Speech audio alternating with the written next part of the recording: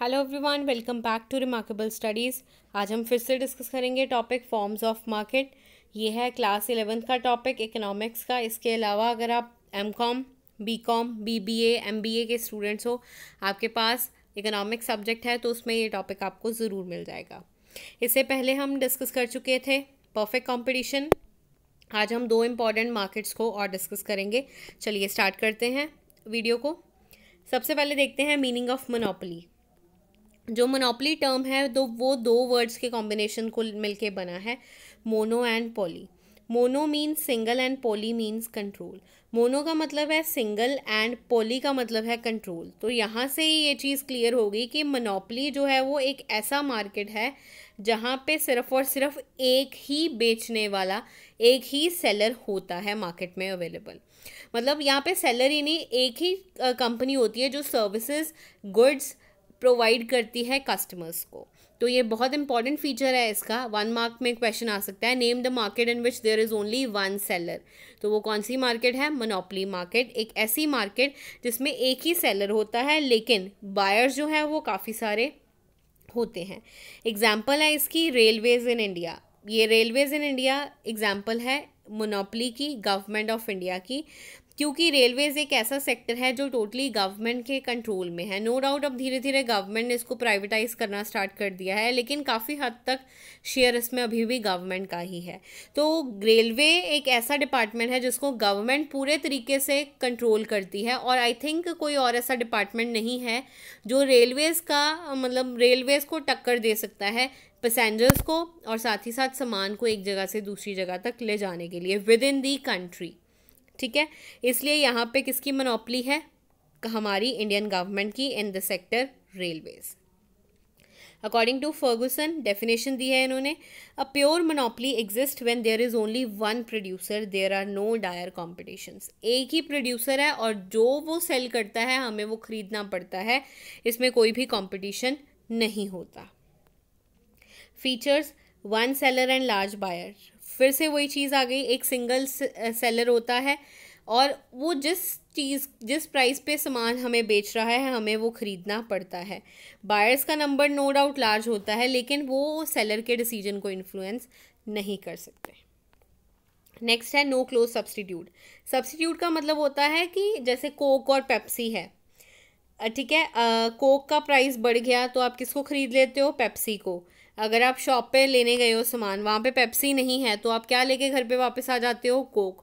मतलब ऐसी चीज़ें जो एक दूसरे की जगह पे यूज़ की जाती हैं। लेकिन मोनोपोली में तो बेचने वाला ही एक है, बनाने वाला ही एक है, तो डेफिनेटली इसका कोई सब्स्टिट्यूट नहीं होगा और हमें उसी चीज़ को फॉलो करना होगा, मानना होगा। अब यहाँ पे चलो इंडियन रेलवेज़ की बात हो गई, इसके अलावा एक हम एग्जांपल लेते हैं। फॉर एग्जांपल कोई भी खाने वाली चीज़ है, सॉल्ट ले लो, ठीक है, एग्जाम्पल ले रही हूँ मैं जस्ट ये। अब सॉल्ट क्या है? हमारी नेसेसिटी है, हमें अपनी फूड आइटम्स को बनाने के लिए सॉल्ट उसमें डालना ही होगा। अब सॉल्ट बनाने वाली कंपनी एक ही है, तो वो कंपनी जैसा भी सॉल्ट हमें प्रोवाइड करेगी, अच्छा बुरा जिस मर्ज़ी प्राइस पे प्रोवाइड करेगी, हमें वो सॉल्ट ख़रीदना ही होगा, क्योंकि इसके बिना हम जो है वो नहीं जी सकते। चीनी, शुगर के बिना हम फिर भी रह लेते हैं, लेकिन सॉल्ट के बिना जो है वो खाना ही नहीं बिल्कुल भी अच्छा लगेगा, और अगर हम खाना नहीं खाएंगे तो डेफिनेटली हमारा सर्वाइवल नहीं होगा। तो इसलिए ये जस्ट मैंने एक एग्जांपल ली है, ऐसा होता नहीं है। सॉल्ट बनाने वाली बहुत सारी कंपनीज़ हैं, लेकिन अगर एक ही कंपनी हो फॉर एग्जांपल, तो उस सिचुएशन में उसका कोई सब्स्टिट्यूट नहीं होगा और हमें उसी प्राइस पे ख़रीदना होगा जिस पे वो कंपनी बेचेगी, क्योंकि कंपनी का फुल कंट्रोल है प्राइजेस के ऊपर। यहाँ पे फर्म जो है वो प्राइस बनाती है। हमने इसका पार्ट 1 किया है, उसको आप ज़रूर देख लेना एक बारी, उसका लिंक मैं आपको डिस्क्रिप्शन में दे दूँगी। पार्ट 1 में हमने परफेक्ट कंपटीशन मार्केट पढ़ा था और उसमें हमने बोला था कि प्राइस जो है वो फर्म टेकर है, मेकर नहीं है। लेकिन मोनोपोली में फर्म क्या है? प्राइस मेकर है, क्योंकि एक ही फर्म है तो वो अपनी मर्ज़ी से कस्टमर्स के लिए प्राइस चार्ज करती है। इसलिए यहाँ पे भी क्वेश्चन आ सकता है, विच firm is price taker and which firm is price maker. तो आई होप अब ये डाउट आपका क्लियर हो गया है। अगर नहीं क्लियर हुआ तो उस वीडियो को एक बारी दोबारा से देख लो। अगर कोई डाउट है तो यू कैन कॉमेंट बिलो और आप अपने डाउट्स वगैरह जो हैं वो पूछ सकते हैं। नेक्स्ट है restrictions on entry of new firms. Yes, monopoly में जहाँ एक कंपनी है उसका कंट्रोल है पूरे मार्केट पे, सारे प्रॉफिट्स उसको मिल रहे हैं, तो डेफिनेटली वो कंपनी जो है वो दूसरों के लिए बैरियर क्रिएट करेगी, प्रॉब्लम क्रिएट करेगी कि वो मार्केट में ना आए, क्योंकि अगर वो आ गए तो इस कंपनी के लिए प्रॉफिट्स जो हैं वो आधे हो जाएंगे, क्योंकि वो भी कंपनी प्रॉफिट अर्न करना स्टार्ट कर देगी। इसलिए यहाँ पे पेटेंट राइट्स जो है वो ग्रांट किए जाते हैं। पेटेंट का मतलब होता है कि जैसे आपने एक कंपनी बनाई है तो आप उस कंपनी को रजिस्टर करा लेते हो, आपने कोई प्रोसेस स्टार्ट किया है आप उसको रजिस्टर करा लेते हो। इट मीन्स कि इस तरह की प्रोडक्शन जो है वो आप ही कर सकते हो और कोई जो है वो प्रोडक्शन नहीं कर सकता। अगर करेगा तो आप उसके ऊपर केस कर सकते हो। अब सॉल्ट का जितना भी एरिया है जहाँ से आप सॉल्ट लेते हो, सी वाटर वाला, वो सारा का सारा एरिया जो है वो एक कंपनी ने ख़रीद लिया है और उसको अपना पेटेंट उसके ऊपर एस्टैब्लिश कर दिया है। तो डेफिनेटली दूसरी कंपनी आके वहाँ पे काम नहीं कर सकती, क्योंकि अगर वो करेगी तो उसके ऊपर केस हो सकता है। तो इस केस में एंट्री जो है न्यू फर्म की उस पर्टिकुलर एरिया में होनी थोड़ी बहुत डिफ़िकल्ट हो जाती है। इसलिए मोनोपोली में ये बोला जाता है कि न्यू फर्म्स का मार्केट में एंटर होना थोड़ा सा डिफ़िकल्ट होता है। नेक्स्ट है प्राइस डिस्क्रिमिनेशन। प्राइस डिस्क्रिमिनेशन का मतलब होता है charging different prices from different buyers for same good. Salt है, पंजाब में वो 19 रुपीज़ का 1 kg का पैकेट है, वही सॉल्ट सेम क्वांटिटी आप महाराष्ट्र में ₹20 का बेच रहे हो, गुजरात में उसका प्राइस 22 है। तो ये कंपनी की मनमानी होगी कि वो अपने बेसिस पे जिस भी बायर से अलग प्राइस लेना चाहती है वो ले सकती है। इसलिए जो मोनोपोली है वो एक्सरसाइज करती है प्राइस डिस्क्रिमिनेशन स्ट्रेटजी को, जिसमें डिस्क्रिमिनेटेड वे से प्राइस जो है वो चार्ज किए जाते हैं। अब यहाँ पे आपको क्वेश्चन आ सकता है, monopoly firm is a price taker और अ प्राइस मेकर। वीडियो को पॉज करो और नीचे कमेंट करके बताओ कि मोनोपोली कौन सा मार्केट है। Yes, it is a price maker. और यहाँ पे आपने जो पीछे फीचर्स किए हैं ना वो सारे पॉइंट्स यहाँ पे एक्सप्लेन कर देने हैं, जिससे ये साफ साफ चीज़ें क्लियर हो रही हैं कि मोनोपोली जो है वो क्या करता है। एक ऐसी मार्केट सिचुएशन है जिसमें एक ही सेलर है और वो अपनी मन मर्जी के प्राइस पे प्रोडक्ट्स को सेल कर सकता है। ठीक है, चलिए अब हम बात करेंगे मोनोपोलिस्टिक कंपटीशन की। मीनिंग है इसका फॉर्म ऑफ मार्केट जहाँ पे बायर और सेलर लार्ज होते हैं, लेकिन एक इसमें फीचर अलग है कि इसमें जो सेलर हैं वो डिफरेंट प्रोडक्ट सेल करते हैं। मतलब प्रोडक्ट में डिफ्रेंसिएशन क्रिएट की जाती है on the basis of size, colour और ब्रांड नेम। इसमें एग्जांपल है आपको मैं दे रही हूँ टूथपेस्ट की। ठीक है, कितनी सारी कंपनीज़ हैं, कोलगेट है, पेप्सोडेंट है और बहुत सारी कंपनीज़ है, ABCD, बहुत कंपनीज़ आपको मिल जाएंगी। और यहाँ पे हर कंपनी क्या है, अपना अलग ब्रांड नेम है, अलग पैकेजिंग है, अलग कलर यूज़ करती है कस्टमर्स को अट्रैक्ट करने के लिए। और प्राइजेस में भी 19-20 का फ़र्क हो सकता है कि कस्टमर्स हमारे प्रोडक्ट को ज़्यादा लें, कॉम्पिटिटर के प्रोडक्ट्स को कम लें, इस चीज़ के लिए। फीचर्स इसके क्या हैं, large number of buyers and sellers है, बायर्स का नंबर भी लार्ज है, सेलर्स का भी। बस इसमें यही फ़र्क है कि जो सेलर्स हैं वो डिफ्रेंशिएटेड प्रोडक्ट्स जो है कंपनीज़ में सोल्ड आउट करते हैं। पॉइंट है हमारे पास प्रोडक्ट डिफ्रेंसिएशन। मीनिंग में ये आपको ये चीज़ बता दी थी कि एक ऐसा मेथड है जिसमें different companies different products create करती हैं ताकि उनका जो प्रोडक्ट है वो कॉम्पिटिटर के प्रोडक्ट से अलग लगे। कोलगेट आपको पता है रेड कलर के सेशे में मिलता है, पेप्सोडेंट वाइट कलर के सेशे में मिलता है। आपके सामने ये 2 सेशे रख दो, ऊपर नाम ना लिखो, तो आप बता सकते हो कि ये पेप्सोडेंट ब्रांड होगा, ये कोलगेट ब्रांड होगा। इस तरह different colours, different packaging use की जाती है कंपनी के द्वारा अपने प्रोडक्ट्स को कस्टमर से डिफरेंट बनाने के लिए।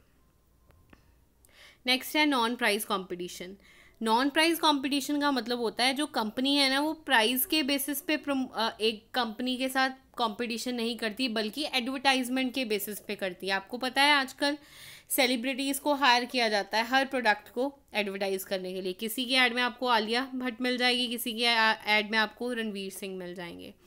तो इस तरह जो है वो एडवर्टाइजमेंट एग्रेसिव स्ट्रैटेजीज फॉलो करके की जाती हैं ताकि कस्टमर्स के माइंड में ये चीज़ क्रिएट हो जाए कि हाँ जी ये जो पर्टिकुलर सेलिब्रिटी है वो ये वाला ब्रांड यूज़ करता है तो हम भी इसी चीज़ को यूज़ करेंगे। प्राइजेस के बेसिस पे कोई डिस्क्रिमिनेशन नहीं होती। हो सकता है कि कोलगेट वाला भी आपको 100 ग्राम 20 रुपीज़ में मिल रहा हो और पेप्सोडेंट का भी मिल रहा हो। सिर्फ और सिर्फ डिफरेंस कैसे क्रिएट किया जाता है, बाय एड, कस्टमर्स को अट्रैक्ट करने के लिए डिफरेंट मीन्स जो है वो यूज़ किए जाते हैं। नेक्स्ट है freedom of entry and exit. ये एक ऐसा मार्केट है जहाँ पे फर्म्स जो हैं वो फ्रीली एंटर हो सकती हैं, फ्रीली एग्जिट हो सकती हैं। नो डाउट पेटेंट्स होते हैं, मतलब हर एक कंपनी ने अपने राइट्स को रजिस्टर कराया होता है। जैसे कोलगेट वालों का जो लोगो है और जो कलर है वो कोई दूसरी कंपनी नहीं यूज़ कर सकती। तो आपको अपना नया कलर, नया लोगो, नई इमेज, नया ब्रांड नेम लेके आना होगा और उसके बेसिस पे आप मार्केट में सर्वाइव कर सकते हो। अगर आपको लगता है कि नहीं, अब इस मार्केट में ज़्यादा एक्सप्लोरेशन नहीं है, मैं नहीं काम कर सकता, तो आप इजीली इस मार्केट से बाहर भी निकल सकते हो। और जैसे कई ऐसे टूथपेस्ट आ जाते हैं जिनके बारे में हमने सुना भी नहीं होता, टीवी में एक आधी ऐड होती है तो हमें लगता है कि इसको ट्राई करना चाहिए। जब आप लेने जाते हो मार्केट में तब दुकानदार बोल ही देता है कि ऐड आई थी लेकिन माल ही नहीं आया इस कंपनी का, कंपनी बंद हो गई है, ऐसी कुछ चीज़ें आपको सुनने के लिए मिल जाती हैं। वो क्यों होता है? क्योंकि कंपटीशन बहुत है इस सिनेरियो में।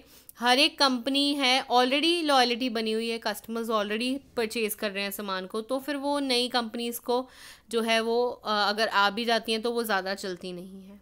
इसलिए अगला है लैक ऑफ परफेक्ट नॉलेज। हाँ जी, इस मार्केट में ना बायर्स को नॉलेज नहीं होती परफेक्ट, क्योंकि मार्केट ही इतना बड़ा है, अलग अलग प्रोडक्ट्स हैं, अलग अलग नाम है, तो कुछ एक ब्रांड्स के बारे में ही कस्टमर्स को नॉलेज होती है और उसके बेसिस पे ही वो प्रोडक्ट्स को खरीदते रहते हैं, इंटरचेंज करते रहते हैं। जैसे एक बारी कोलगेट खरीद लिया, आप दूसरी बारी वो कहेंगे कि पेप्सोडेंट खरीद लेंगे।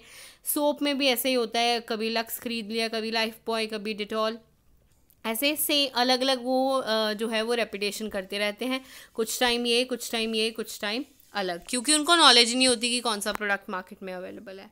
अगला है lack of perfect mobility. Mobility मतलब जितने भी फैक्टर्स ऑफ प्रोडक्शन हैं उनका प्राइस सेम होता है, लेकिन मोनोपोलिस्टिक कंपटीशन में ऐसा नहीं होता। परफेक्ट मोबिलिटी बहुत ही इंपॉर्टेंट टर्म है। परफेक्ट मोबिलिटी का मतलब होता है जितने भी फैक्टर्स ऑफ प्रोडक्शन आप यूज़ कर रहे हो, लैंड, ये मैं डिटेल में डिस्कस कर चुकी हूँ पार्ट 1 में, ठीक है।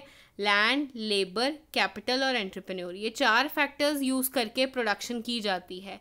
इन सभी का प्राइस हर एक कंपनी के लिए अलग है। कोई कंपनी को सस्ती लैंड मिल जाती है, किसी को महंगी मिलती है, किसी को सस्ते लेबर्स मिल जाते हैं, किसी को महंगे मिलते हैं। कई कंपनीज़ के पास बहुत ज़्यादा पैसा होता है और कईयों के पास पैसा नहीं होता। इस तरह हर एक कंपनी जो है वो अपने बेसिस पे अपनी क्षमता के according different factors of production को यूज़ कर सकती है।